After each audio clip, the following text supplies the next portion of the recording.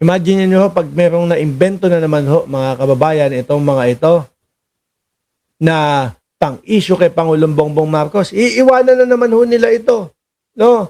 Kumbaga, ang estilo ho kasi nila, ayaw nilang mamatay lang yung apoy. Pero ang totoo ho, wala nang apoy sila. Yung apoy nila, ayun, malapit na pong sunugin sa impyerno, mga kababayan. Konting-konti na lang po. Malapit na hong, yun yung talagang apoy nila. Ubus na sila, upos na sila, mga boss. Di ba? Kasi kapag ka nahinto po at wala nang mai-issue, wala na, lalong tatamlay yung mga DDS. Oh, ngayon ito naman. This is the man who is leading your country. May ganun pa anak ng putik na ayop. Sabi ni Bonget, meron pa kaya na lang, hindi na pwede. Sabi ni Bonget, grabe, lahat na. Ano? This is the man who is leading your country. Baka naman meron pa kayo ibang aasahan, ibang gagawa ng pamemeke. Kasi ang hina nito pati bata ho sasabihin, AI yan eh. Oh, pati ho bata sasabihin, fake news. Pero ang ginagawa ho nila, para mas makonbinse yung mga mahihina ang ulo at mga bobo, ginagawa ho nila, mga kababayan, na may pagpapaliwanag pa sa ilalim. Sinubukan ko ito sa ChatGPT. Ang sabi ng ChatGPT, malabo daw na AI ito. Ngayon, habang tinitingnan ko ho ito, mga boss Chief Amos, pinapanood ko kila Maharlika, mga kababayan, nakita ko, yun sa ilalim, Dean Chase. Yung pangalan na nagpapakalat po. At nagyayabang, nakasuhan, hinahamon ko ang first couple, nakasuhan ako. Sir, ng putik naman. Ano yan? Piling papatulan. Alam nyo, ang napapansin ko kay Pangulong Bongbong Marcos, mga bossing, yung mga ganito po, hindi na nila, pinagtatawanan na lang ho nila to. Dahil po nakikita nila na ang mamamayang Pilipino, ang taong bayan, hindi na pinapansin at pinagtatawanan. So ano pa gagawin mong reaksyon doon? Siyempre wala na. Di ba?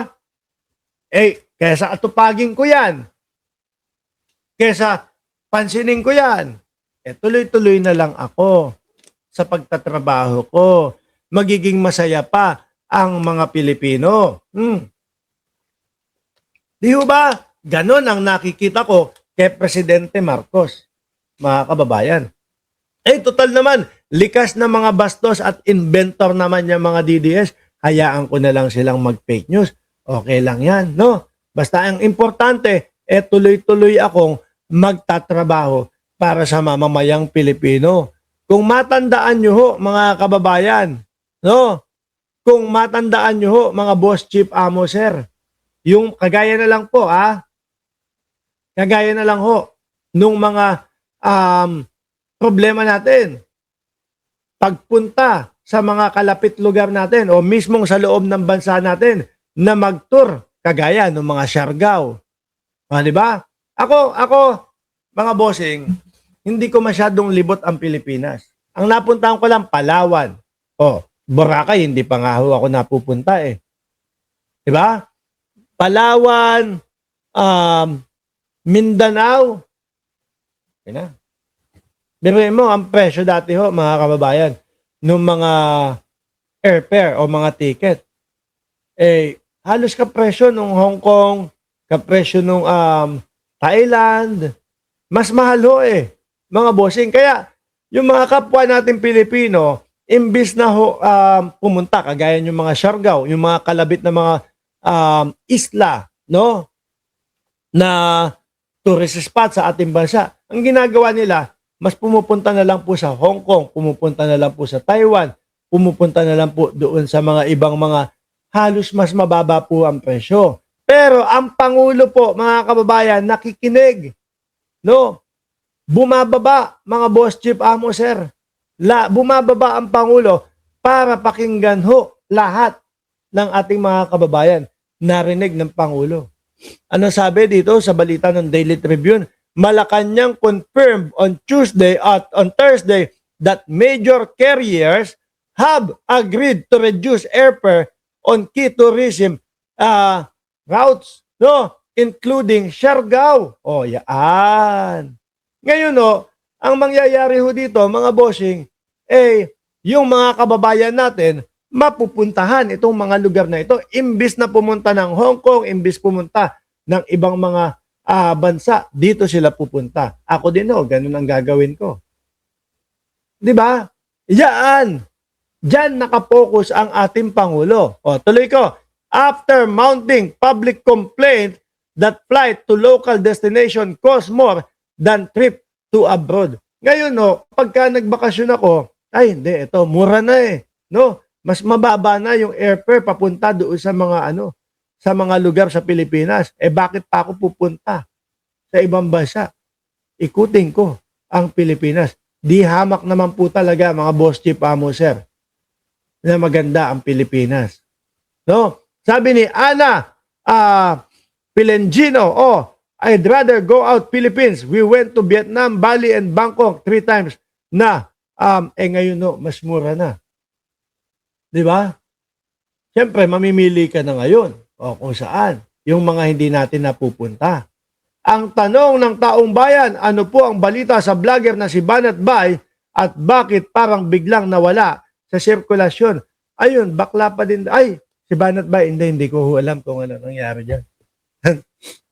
Ang lagi ko hong nakikita, mga bossing, yung yung kaboses ko ho. Sandali yung kaboses ko ho, mga kababayan. Ngayon, biruin mo nga naman ang presidente, tuloy-tuloy lang po. Mga pabahay, hindi ko alam kung bakla. Sabi nila, bakla daw, pero hindi ko alam. God bless Philippines, sabi ni Lily Sarmiento. Ngayon, mga bossing, ganyan lang ho ang Pangulo. Tapos meron pang isa. Ito, hindi ko makita yung yung 4-piece ni Sandro hindi ko makita No? Ngayon naman ho, mga boss, pag-usapan natin, ito pong pagpapatalsik kay Pangulong Bongbong Marcos. Ayan, mga DDS, pasok. Kailangan namin kayo dito. No? Kailangan namin kayo dito. Ngayon, mga bossing, asan ba yan? Halos si Congressman Benny Abante hindi tanggap Bakit daw? Madam Chair. Ito daw po, nag-walk out kasi si Congressman Benny Abante, mga kababayan. Kung bakit, pakinggan ninyo. Object, Madam Chair. There I did not properly hear the explanation on that sufficiency in form. And that is what I would like to hear. And because of this, I object. There is a motion to declare the De Jesus complaint as sufficient in form.